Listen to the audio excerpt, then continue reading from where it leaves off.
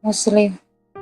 Saya berhijab, saya bercadar, dan saya sering mengikuti taklim seluruh taklim alim ulama, dan saya juga seorang translate guru bahasa di PT-PT PKI dulu. Saya sponsor, dan saya juga pernah bisnis kayu gaharu di orang Hadramut, Arab, dan saya juga guru ngaji. Dari guru ngaji anak-anak Iqra 1 sampai Hatam Quran. Yang sungguh luar biasa ini mengatakan bahwa memahami Injil Kristus, dan hal ini membuat atau menjadikan kita mengerti tentang Alkitab, tetapi kita juga memahami sedikit tentang pengajaran di agama lain. Nah, seperti apa? Mari kita simak sampai selesai. Semuanya Tuhan berkati dan sukacita menyertai semua di sana. Saya bernama Siti Sri Devi Kurniawati, atau dipanggil sekarang Esther Dede Haryati, nama baptis saya. Dan saya dari keluarga Betawi dan ada keturunan sedikit Arab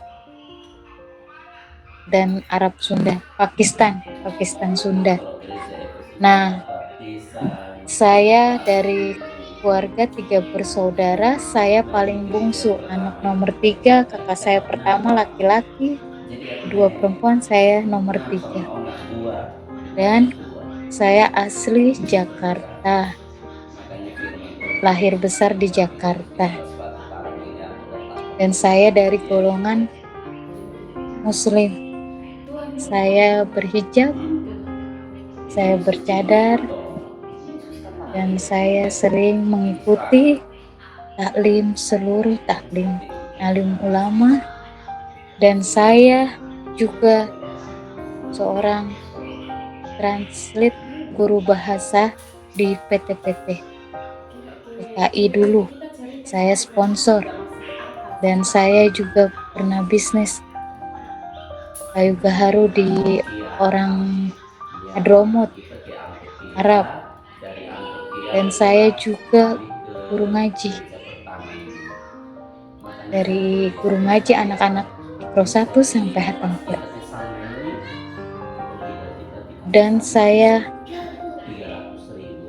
ingin menceritakan diri saya sebenarnya kenapa saya berpaling dan mengikut Tuhan Yesus. Karena ada ketukan hati, dan lewat mimpi mukjizat anugerah, lewat mimpi saya, yaitu mimpi Tuhan Yesus. Dan mari,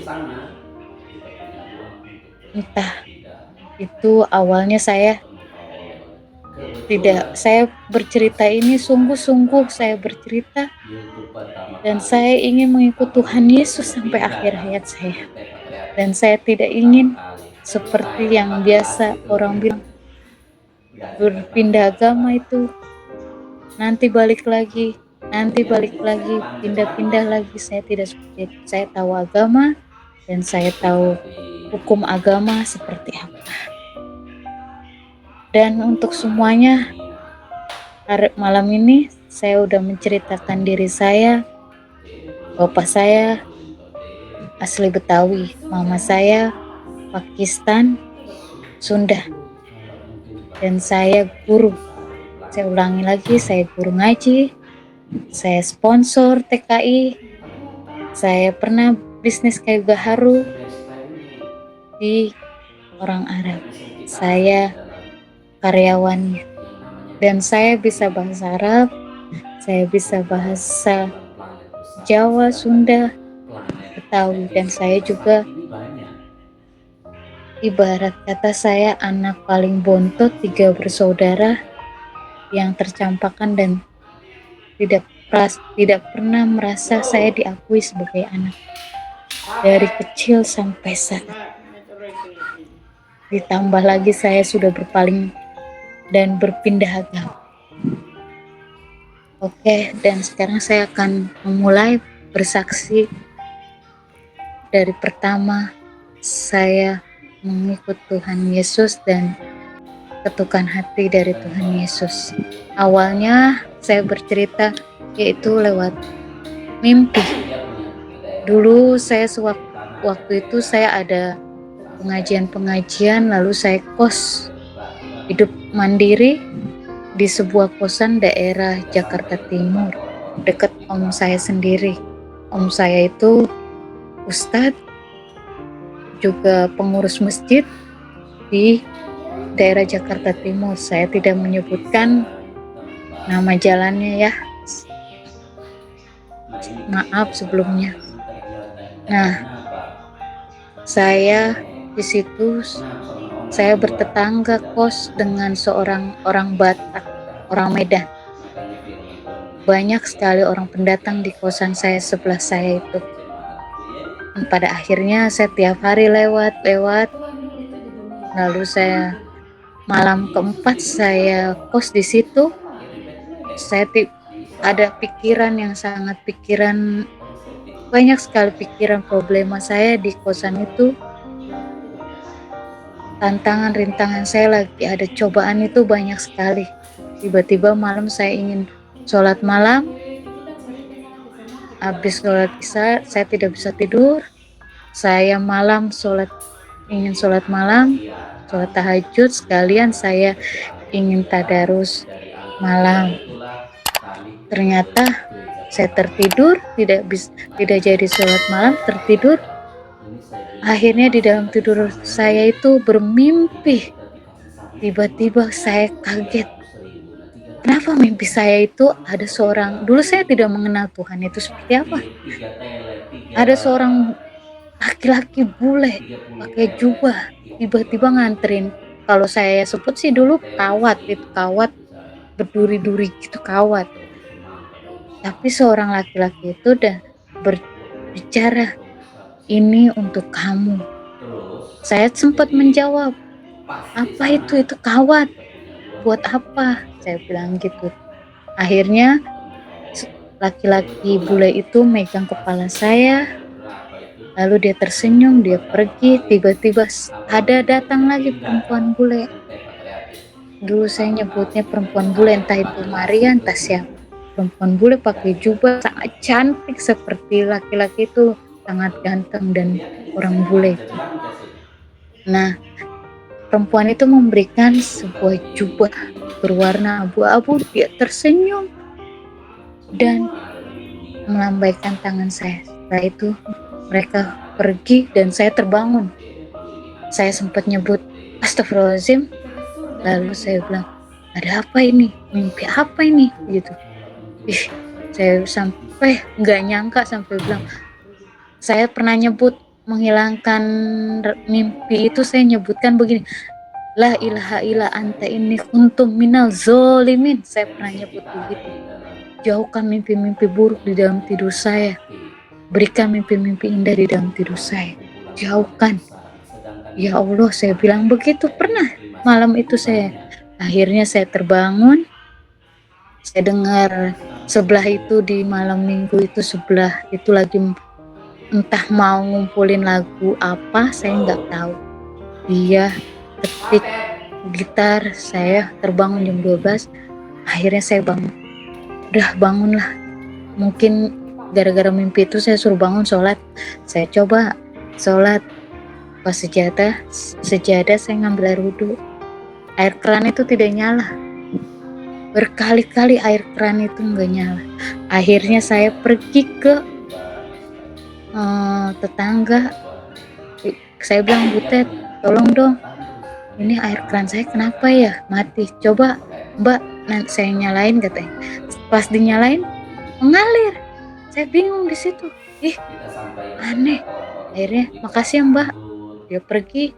Saya coba lagi, mati. Akhirnya saya kesel. Saya bilang, ini kenapa? Ya udah, saya ambil tayamum di dinding, ambil air wudhunya di dinding, saya tayamum. Setelah saya tayamum, saya niatlah sholat tahajud. Saya langsung pakai mukena semua rapi. Saya baru sholat fardu, baru niat sholat, terus saya tiba-tiba ngeliat bawah berubah itu. Saya bilang, ini sejadah kenapa berubah kayu begitu kayak salib gitu. Saya langsung lipat lagi dulu, saya buka lagi, saya baca bismillah 3 kali, saya buka ada apa. Berubah lagi, akhirnya tangan badan saya merinding. Saya bilang, ini kenapa setelah mimpi saya ada orang bule sama perempuan bule, segala bawa kawat lah, segala bawa kayak kain selimut tebel itu kayak juga gitu, abu-abu. Namanya saya dulu Betawinya gimana kan, saya ngomong, lah itu ngapa, saya bilang gitu. Udah deh, kalau memang Allah nggak ngizinin saya malam ini sholat, tetap saya dalam hati saya sholat, mulut terkunci, tangan tuh gemeter nggak bisa bergerak. Akhirnya saya sampai udah, mungkin malam ini saya enggak sholat tahajud nggak apa-apa, tapi niat saya udah ada. Kalau niat saya udah ada, ya udah, saya coba istirahat. Air mata saya mengalir, pikiran kemana-mana,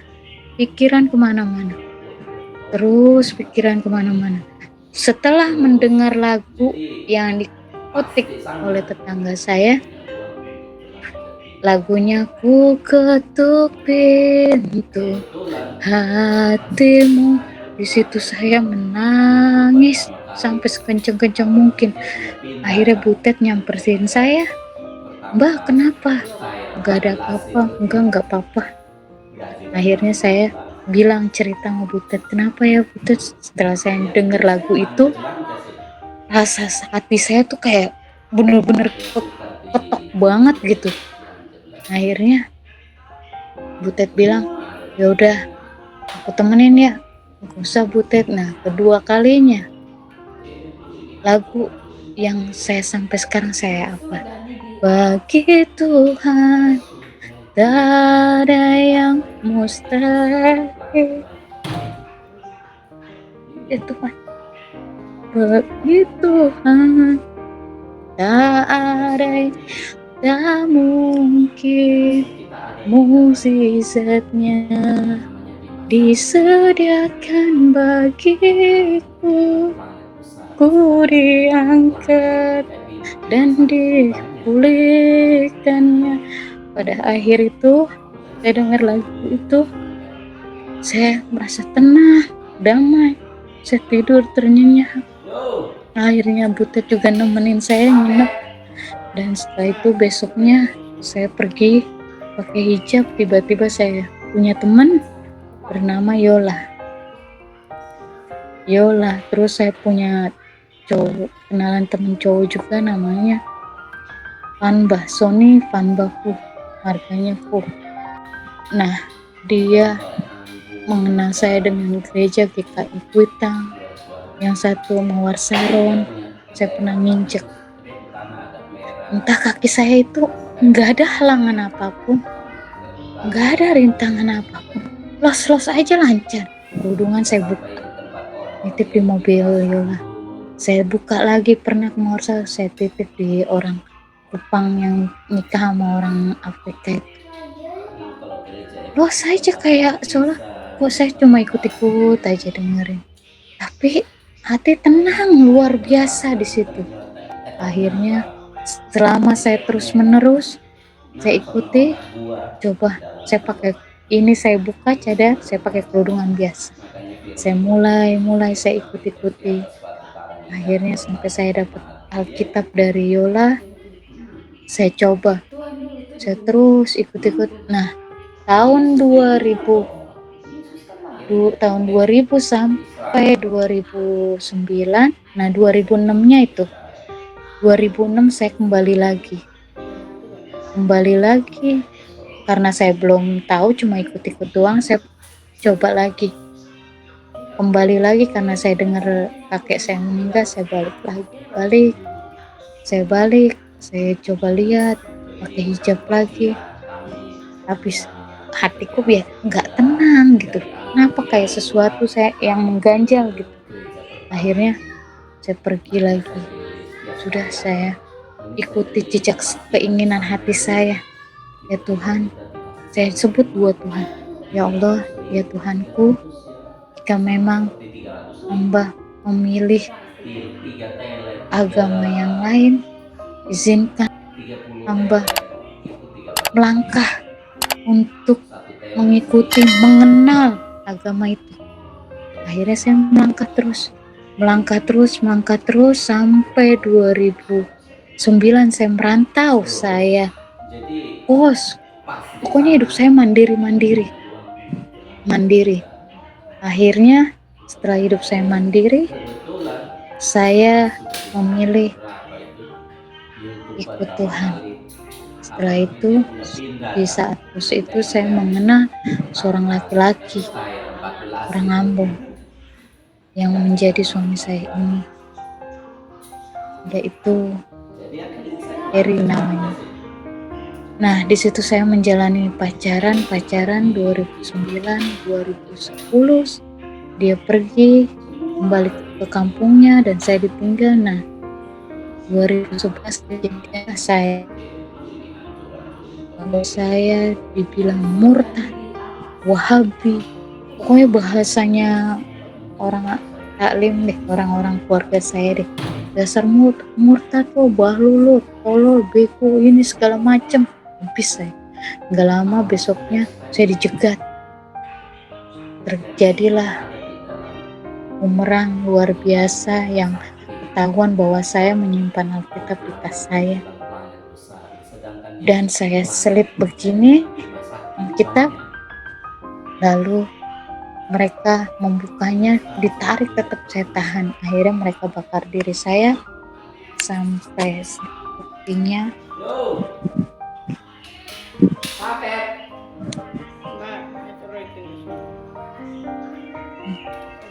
Kurang jelas, saya terangin dulu.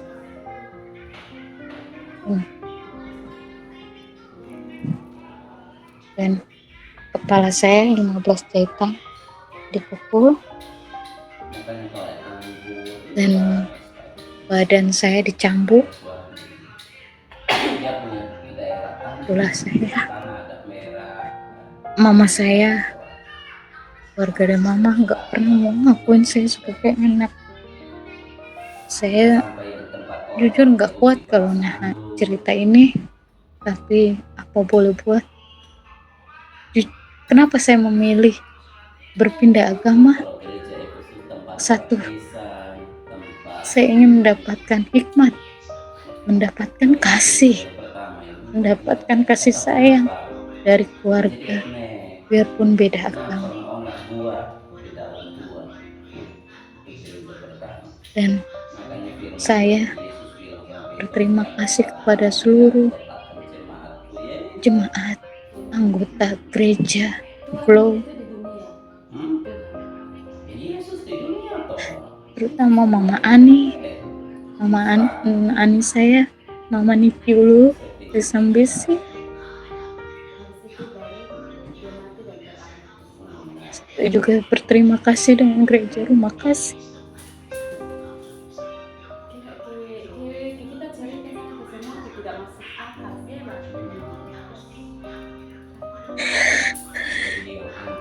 Terutama saya berterima kasih sama Bapak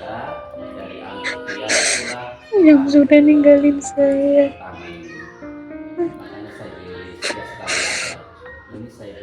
Bapak sama nenek saya selalu bilang semua agama sama, cuma beda mengerjainnya, gitu kalau bahasa Betawi.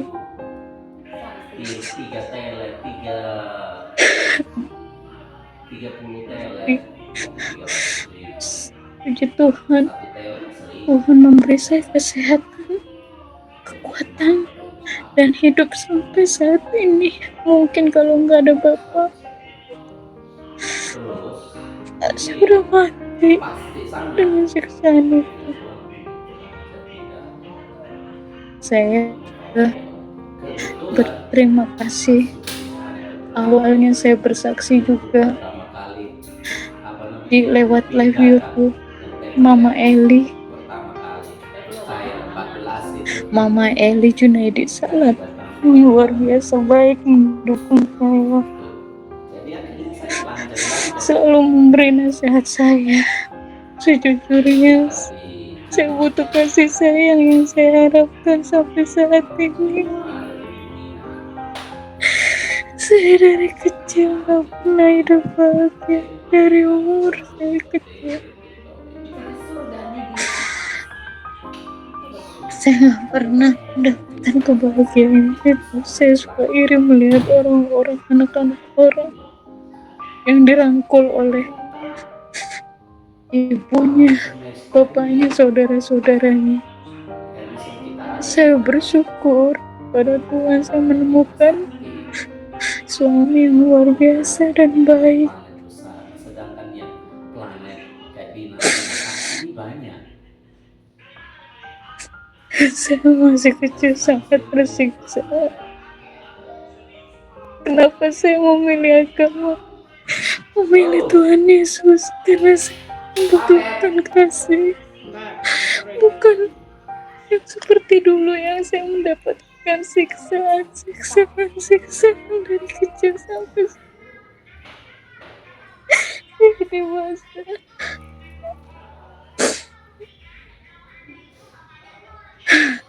Mama, nenek tiri saya selalu menyiksa saya. Kakak saya juga laki-laki gak pernah menganggap saya seorang adik. Bahkan saya sendiri di saat umur saya masih kecil, saudara sendiri juga yang udah nodain saya.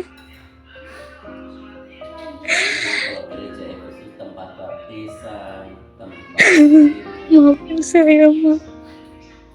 Maafin saya semuanya. Saya terus terang di sini karena saya selalu dibawa mimpi, selalu dibawa ketraumaan terus. Saya bersyukur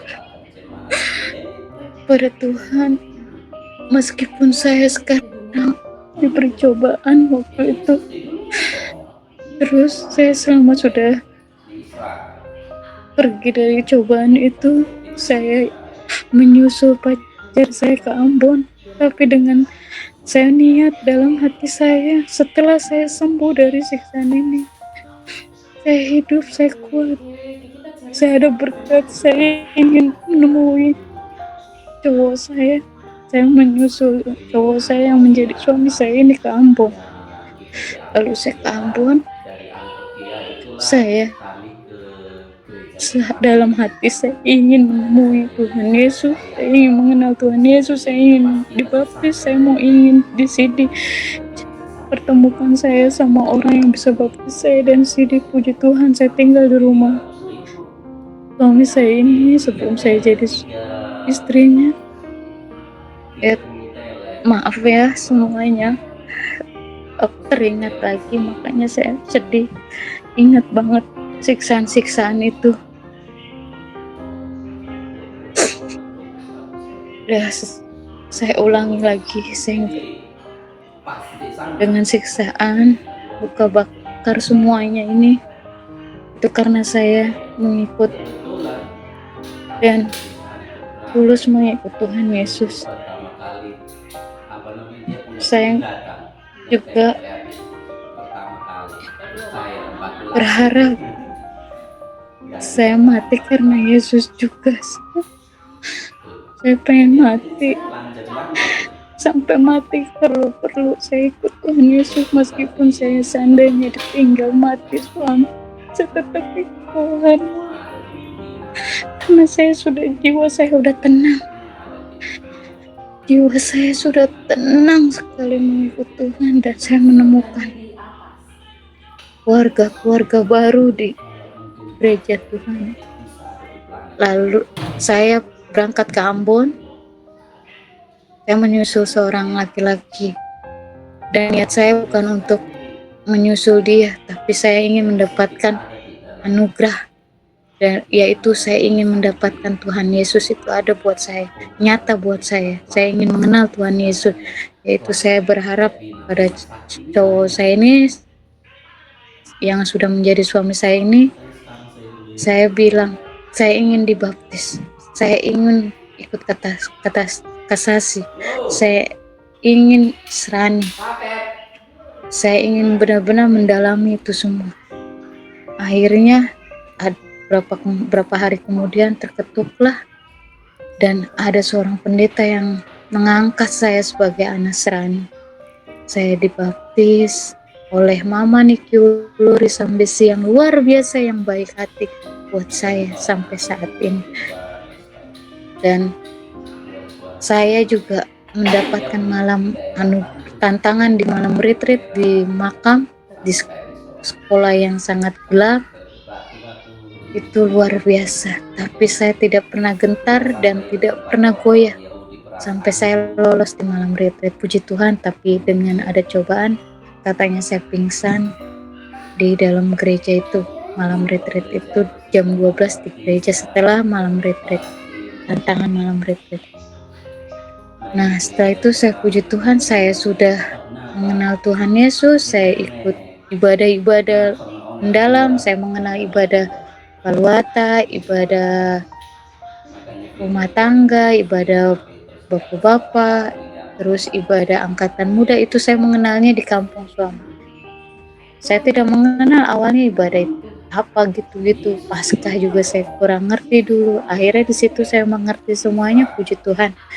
Saya melihat, oh itu Tuhan Yesus itu.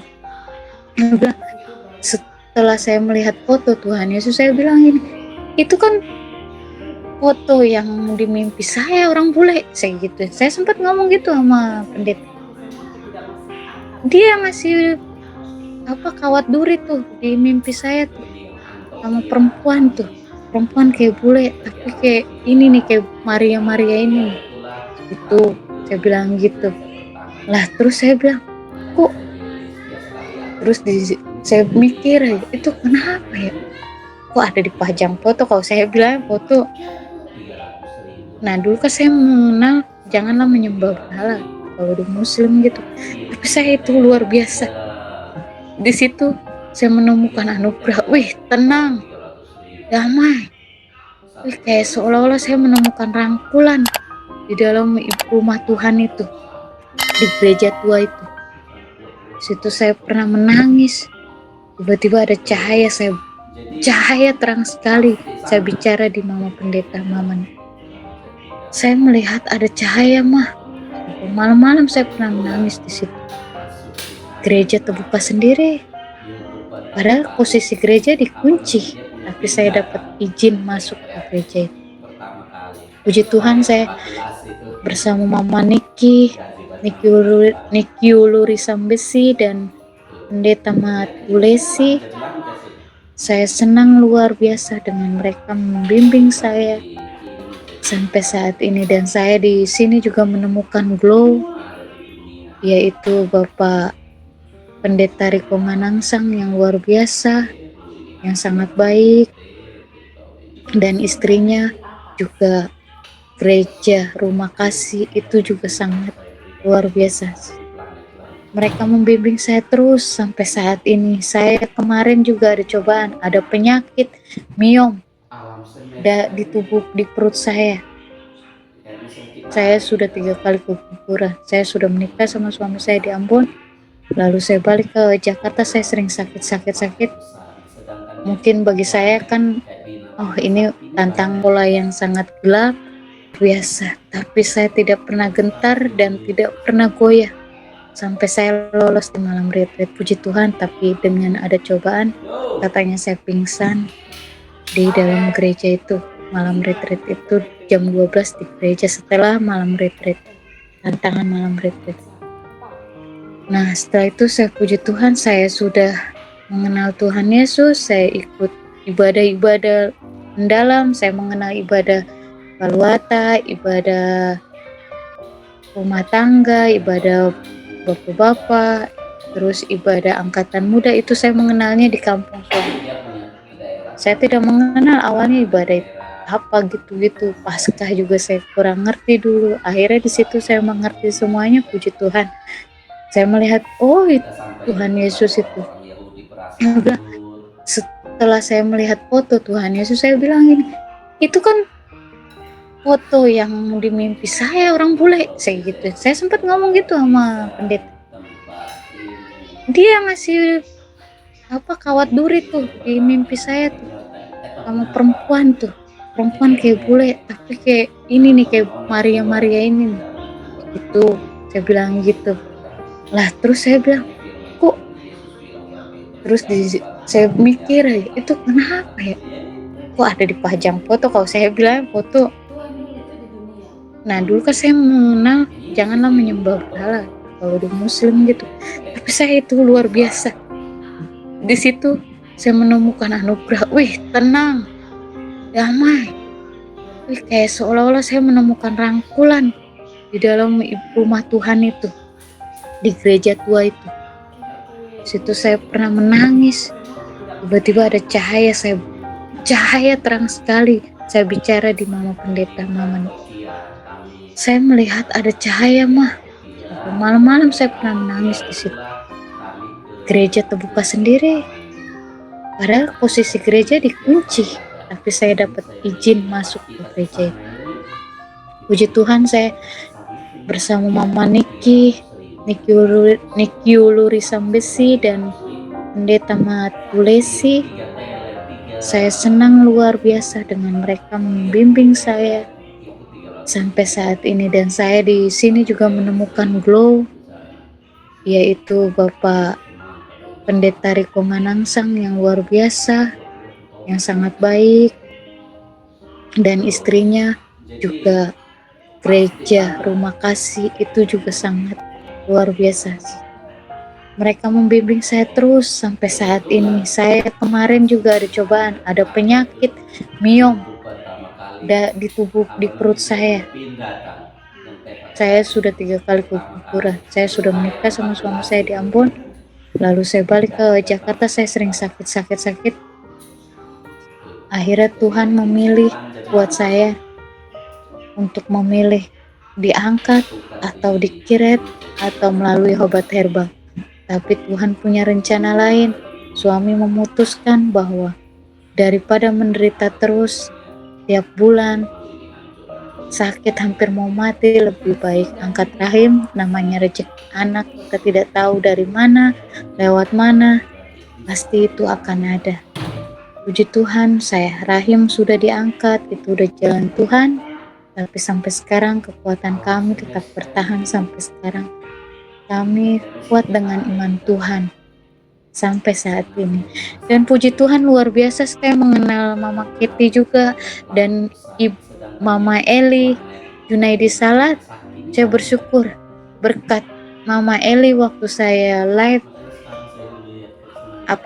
bikin channel di Mama Eli YouTube, saya menemukan mukjizat terindah, yaitu mama saya. Mama saya sudah menelpon saya, memberikan nomor ke saya. Dia udah chattingan ke saya. Kakak saya pun perempuan juga begitu. Luar biasa. Tadinya saya tidak pernah yang namanya menerima itu selama berapa tahun. Yang namanya saya kalau datang nih hari raya Idul Fitri, menghargai. Wih, benar-benar tantangan saya. Pernah ditolak. Dari tante saya juga pernah ditolak, pagar ditutup, semua ditutup. Tapi saya tidak pernah putus asa, pasti dengan doa dan ikhtiarnya saya pasti semuanya akan berbalik, dan berbalik hatinya menjadi baik pada saya dan menerima saya kembali.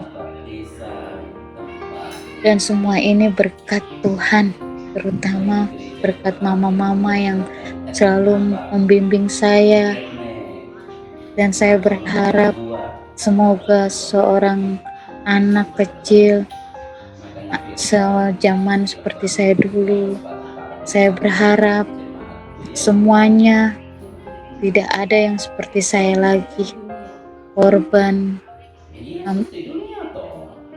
penodaan dari paman saya, perkosaan semua. Saya berharap tidak ada lagi. siksaan luar biasa dulu tidak ada lagi. Saya berharap semua sudah berubah. Mudah-mudahan semua mendapatkan kasih sayang dari kedua orang tua masing-masing. Jangan seperti saya tidak mendapatkan apapun yang saya inginkan. Saya cuma mendapatkan orang tua kasih sayang, yaitu Tuhan Yesus dan Bapa di sorga. Merekalah orang tua buat saya, dan keluarga-keluarga di dalam rumah Tuhan itu keluarga saya. Saya mengucap bersyukur terima kasih kepada semuanya. Saya minta maaf sebesar-besarnya. Saya berpindah seperti ini karena saya menemukan anugerah yang sangat luar biasa dibanding saya dulu. Saya dulu cobaan, halangan, rintangan, apapun yang dulu saya alami, tidak pernah ada jalan keluar. Apapun sholat nunggang-nungging, sholawat kiri kanan, Quran dari ayat 1 sampai hatam Quran, saya udah lakuin. Puasa semua sudah saya lakuin. Bertahun-tahun dari kecil sampai saya berpindah agama, belum saya pernah dapatkan, tapi sekarang saya sudah mendapatkan semenjak saya pindah agama tahun 2012. Saya sudah berpindah agama. Saya dibaptis 2012, Serani Kasasi 2012 itu. Puji Tuhan. Kesaksian yang luar biasa ini mengatakan bahwa keselamatan adalah anugerah dari Allah, bukan sesuatu yang dapat upahkan, yang hanya dapat diterima memulai iman. Siapa yang menceritakan Kristus adalah peristiwa apakah yang terjadi sehingga Anda mempercaya dan ikut Yesus sebagai Tuhan dan Juru Selamat, sehingga dapat melewati semuanya itu dengan baik. Demikian videonya, dan kita akan menjangkau jiwa-jiwa baru. Tuhan Yesus memberkati. Sampai jumpa di video-video berikutnya.